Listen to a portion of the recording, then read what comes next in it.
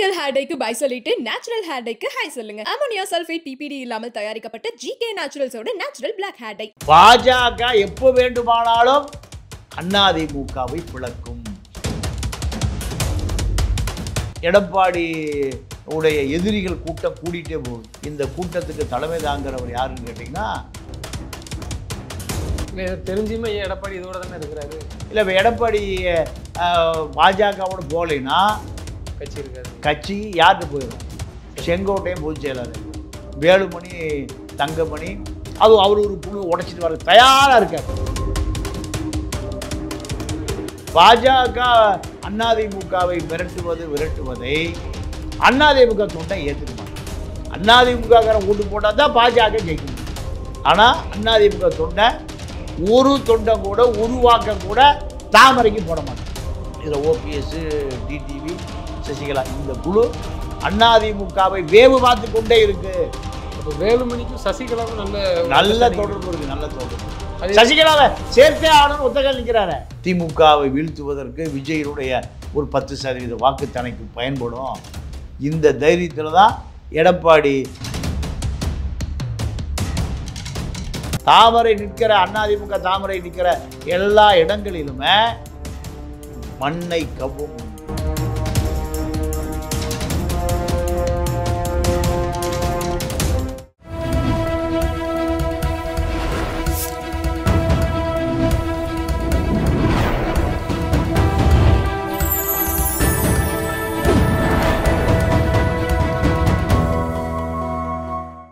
Channel 5 Tamil நேயர்களுக்கு வணக்கம். இன்றைய நேர்காணலில் நம்மோடு பேச இருப்பது மூத்த பத்திரிகையாளரும் அரசியல் விமர்சகருமான தமிழா பாண்டியன் அவர்கள். சார் வணக்கம். சார் வணக்கம். சார், அதிமுக பிஜேபி தற்போதைய பிஜேபி நிலை என்ன? ஆடிட்டர் குருமூர்த்தி போன்றவர்கள்லாம் பேசுறது ஒரு பக்கம் பிரிஞ்சு இருக்கிறாங்க, ஒன்று சேருமா இல்லை எடப்பாடி பழனிசாமியே பிஜேபியை கலட்டி விடுறதுக்கு வாய்ப்பு இருக்கா கிட்ட நெருங்கும் பட்சத்தில்? என்ன நடக்குது சார்? இல்லை, இப்போது டெல்லியில் அமித்ஷா செங்கோட்டையின் சந்திப்பு, இது அதிமுக தொண்டர்கள் மத்தியில் ஒரு பெரிய பிஜேபி எதிர்ப்பு மனநிலையை உருவாகி கொண்டிருந்ததை மேலும் அது விரிவுபடுத்தியிருக்கு. இப்போது எடப்பாடியை டெல்லி பிஜேபி மிரட்டி அதிமுகவை உடைப்பதற்கு செங்கோட்டையன், வேலுமணி போன்றவர்களை பயன்படுத்தி சசிகலா, ஓபிஎஸ், டிடிவி இவர்களை வைத்து அதிமுக இரண்டாக பிளக்கப்படுவதற்கான ஒரு சதி டெல்லியில் உருவாகிறது என்பது அதிமுக தொண்டனுக்கு பூரா தெரியும். ஏன்னா அதிமுக பிஜேபியை விட்டு 1.5 வருடங்களுக்கு முன்பே வெளியே வந்துருச்சு. ஏன் வெளியே வந்ததுன்னா, திமுகவுடைய வாக்கு வங்கியான முஸ்லீம், கிறித்துவ, தலித்து வாக்கு வங்கிய சிறுபான்மை வாக்குகளை அதிமுக பக்கம் எடுக்கணும். பாஜகவினுடைய ஓட்டு ஒரே 3% தான் இருக்குது. 3% பார்ப்பனர்கள் ஆதரவான மனநிலை உள்ளவர்கள் தான் பிஜேபிக்கு வாக்களிப்பாங்க. சனாதன வாக்கு. தற்போதைய பாஜக நிலைமை எப்பவுமே பாஜக தானே. பாஜக முதல்ல என்ன முஸ்லீம் கூட கூட்டணி வச்சிருந்தது இல்லட்டாலும் ஒருத்தர் அண்ணாமலை ஸ்டேட்மெண்ட் எப்படி இருந்துச்சுன்னா, இவரோட கூட்டணி எப்ப நான் கெட்டவங்களாவே இருந்துட்டு போயிடும், ஆனா நான் தனிச்சுதான் நிப்பேன், எடப்பாடி கூட போக முடியாது. அந்த ஸ்டேட்மெண்ட்டையும் இப்ப ஒட்டி அண்டி பிழைக்கிற பாஜக தற்போதைய பாஜக ஸ்டேட்மெண்ட் டிஃபரெண்ட் படுது இல்ல. அவர் எதிரினா நீ என்ன வேணாலும் கிளைம் பண்ணிக்க, ஆனா 18% வாக்கு நிரூபிச்சுட்டு போனாரு. அதுக்கப்புறம் ஆமா எடப்பாடி கூட எனக்கு விருப்பம் இல்லை அப்படின்னு சொல்லிட்டு அவர் தனியா ஒதுங்கிட்டாரு.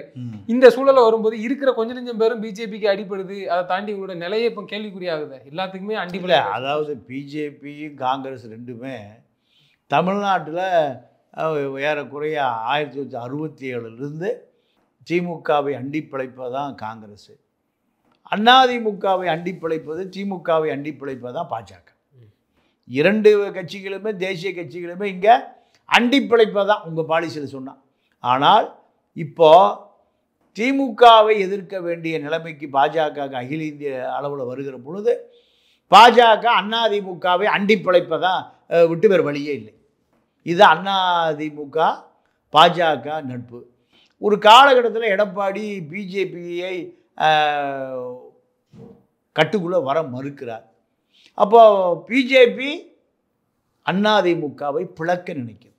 ஓபிஎஸ், டிடிவி, சசிகலா, வேலுமணி, தங்கமணி இவர்கள் செங்கோட்டையன் உட்பட இவர்களை வைத்து அதிமுகவை 2 அதிமுகவை ஆக்குவதை பிஜேபி முடிவு செய்யுது. இதெல்லாம் எடப்பாடி பழனிசாமி தெரியாம இருக்கும். எடப்பாடி பழனிசாமி தன்னுடைய கட்சி தன்னுடைய கையை விட்டு போயிடும்னு பயப்படுறாரு. ஓடி போய் கார் மாறி ஒளிஞ்சு திரிஞ்சு மாறு வேஷத்தில் அண்ணா அமித்ஷாவை சந்தித்தார். சட்டசபையிலே ஸ்டாலின் சொன்னார். வேறு வழியே இல்லை. பாஜக அதிமுகவை விரட்டுவதை அதிமுக தொண்டை ஏற்றுக்க மாட்டான்.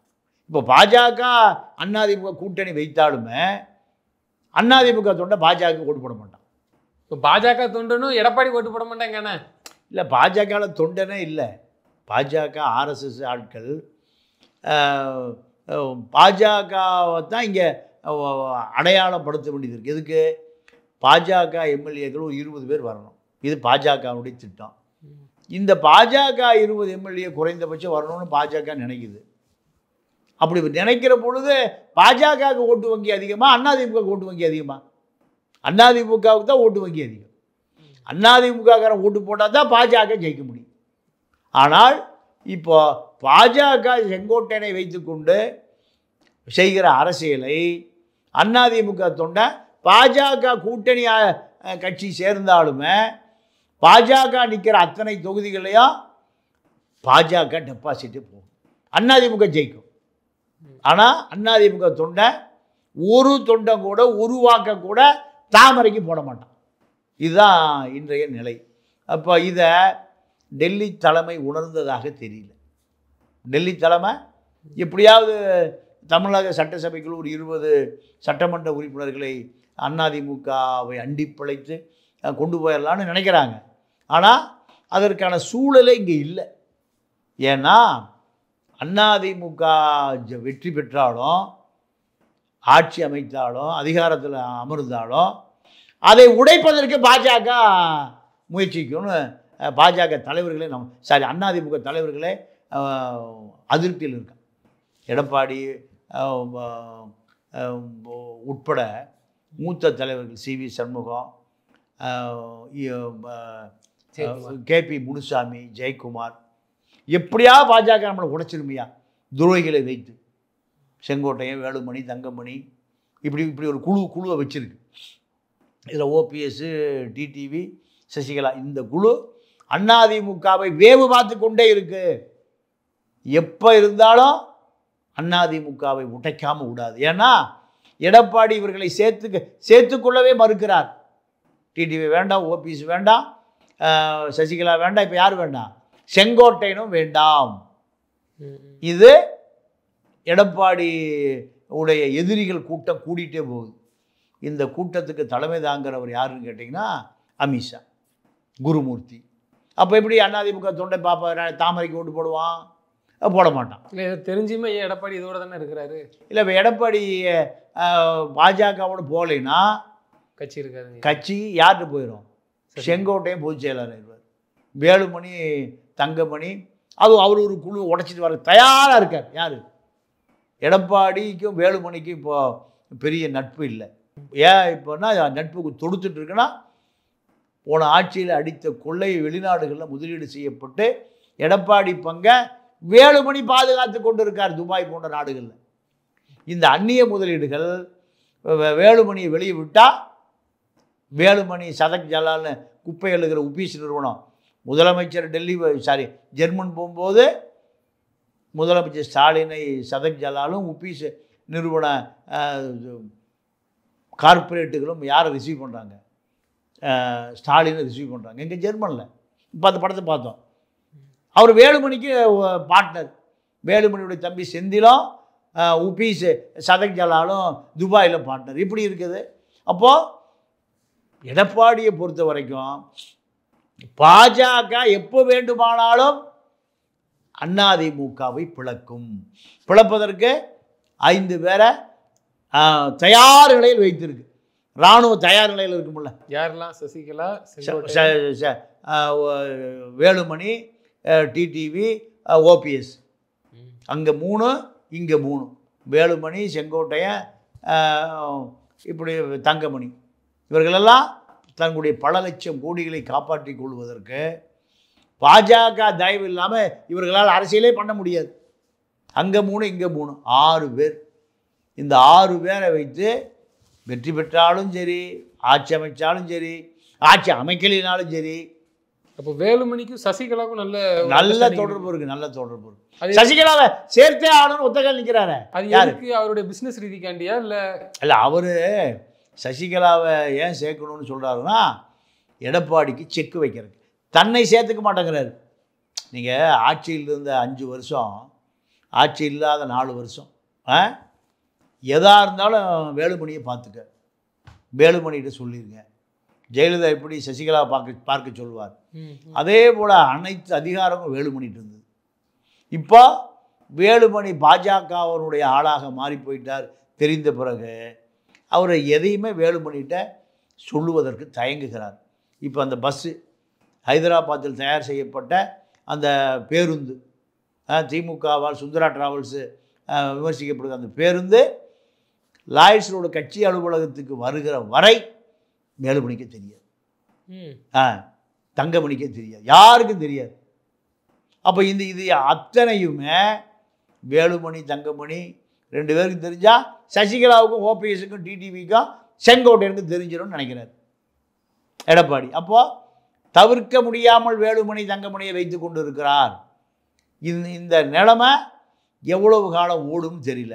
இவர்கள் எடப்பாடிக்கு விசுவாசமாக இருப்பதை விட பாஜகவுக்கு விசுவாசமாக இருந்து பாஜக எதை சொல்லுகிறதோ அதை இந்த கூட்டணி, செங்கோட்டையின் கூட்டணி பாஜகவுக்கு தான் முழு விசுவாசமாக இருந்து இயங்கும் எதிர்காலத்தில்.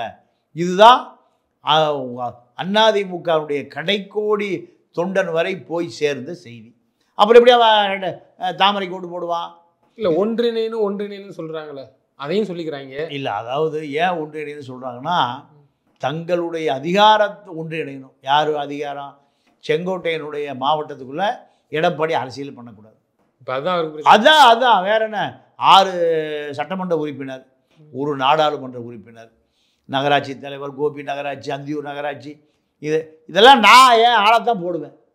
நீங்கள் யாரையும் உள்ளே அனுப்பக்கூடாது. இதே டிமாண்டு வேலுமணி, இதே டிமாண்டு தங்கமணி, இதே டிமாண்டு நத்த விஸ்வநாதன், சிவி சண்முகம், எல்லாருடைய டிமாண்டு இதுதான். இந்த 6 பேர் கூட்டணி போய் எடப்பாடி பார்த்தாங்கல்ல, இவர்களை மீண்டும் இணைக்கணும். அவர்களை இணைச்சா என்ன, இணைக்கலைன்னா என்ன, தங்களை இணைக்கணும். ஏன்னா இந்த சசிகலா ஓபிஎஸ் டிடிவியை அந்த பிரச்சனையே பேசாதீங்கப்பா, உங்கள் பிரச்சனை என்ன? இந்த நெருக்கடிக்கு எடப்பாடியை கொண்டு வர வேண்டும் என்பதற்காக தான் வேலுமணி செங்கோட்டையன் தலைமையில் 6 முன்னாள் அமைச்சர்கள், 6 மாவட்டத்தினுடைய குட்டி குறுநில மன்னர்கள் அத்தனை பேரும் போய் பார்த்தது சசிகலா ஓபிஎஸ் டிடிவி விட்டுப்பா, உங்கள் பிரச்சனையை சொல்லுப்பா, இப்படி எடப்பாடி கேட்பார். இதற்காகத்தான் போய் சேலம் சிலுவம்பாளையத்தில் போய் எடப்பாடியை பார்த்தது. ஆனால் எடப்பாடி சசிகலா ஓபிஎஸ் டிடிவி பிரச்சனையும் கேட்கல, இவர்கள் பிரச்சனையும் கேட்கல. அந்த அளவுக்கு அவர் பாஜக பயத்தில், பாஜக காய்ச்சலில் எடப்பாடி 24 மணி நேரம் இருக்கார். இல்லை, இப்போ இந்த லட்சணத்தில் இருக்குது, வெளிப்படையாகவே தெரியுது, நீங்களே சொல்கிறீங்க. இந்த வரக்கூடிய தேர்தலில் வெற்றி பெறதுக்காக வாய்ப்பு இருக்குமா, இல்லை அதுக்கும் ஆப்பு தானே? ஏன்னா இப்படி இருந்தால் எப்படி ஜெயிக்க முடியும்னு ஒரு பெரிய கேள்வி. இல்லைங்க, அதாவது அதிமுக தொண்டை எந்த குழப்பம் இல்லை, அவன் தெளிவாக இருக்கான். ஓட்டா மாறும். திமுக அதிருப்தி ஊட்டிருக்குல்ல, அது பூரா அதிமுகவுக்கு வரும். 2011 இப்படி தான் நடந்தது. ஜெயலலிதா 5 ஆண்டு காலம் சென்னைக்கும் வரல, அரசியலும் பண்ணலை. அந்த அம்மா கொடநாட்டில் தான் இருந்தாங்க. 6 மாத காலம் இருக்கும்போது அந்த அம்மா வெளியே வந்தாங்க.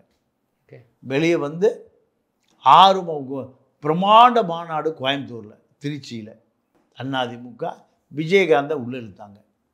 விஜயகாந்த் உள்ளே வந்தார், திமுக தோற்கடிக்கப்பட்டது. இந்த ஃபார்முலா தான் அதிமுக எடப்பாடி இப்போது கைவசம் வைத்திருக்கார். எப்படியாவது விஜயை என்ன விலை கொடுத்தாவது ஜெயலலிதா காலத்தில் விஜயகாந்த் வாங்கப்பட்டார். அதே போல் விஜய்க்கு ஒரு விலை இருக்குது. அவர் ஒரு சினிமா நடிகர் தானே. 100 கோடி கொடுத்தா இவனுக்கு கால்ஷீட் கொடுப்பார், 150 கொடுத்தா அவனுக்கு கால்ஷீட் கொடுப்பார். அதே போல் தான் இப்போ எடப்பாடிக்கு விஜய் கால்ஷீட் கிடைக்குமா, அதிக பணம் கொடுக்கணுமா, இந்த நிலையில் தான் இப்போ அதிமுக தெம்பாக திமுகவை வீழ்த்துவதற்கு விஜயனுடைய ஒரு 10% வாக்கு தனக்கு பயன்படும். இந்த தைரியத்தில் தான் எடப்பாடி பிஜேபியை நம்பாமல், பிஜேபி நிற்கிற தொகுதி பூரா டெபாசிட் எழுதி வச்சுக்க, அத்தனை தொகுதிகள்லையும் கண்டிப்பாக பிஜேபி சட்டமன்ற உறுப்பினர்கள் எங்கே வர முடியாது, கோட்டைக்கு வரவே முடியாது. தற்போது இருக்க எம்எல்ஏ நயனா நாகேந்திரன், வானதி சீனிவாசன் யாரும் உள்ளே வர முடியாது.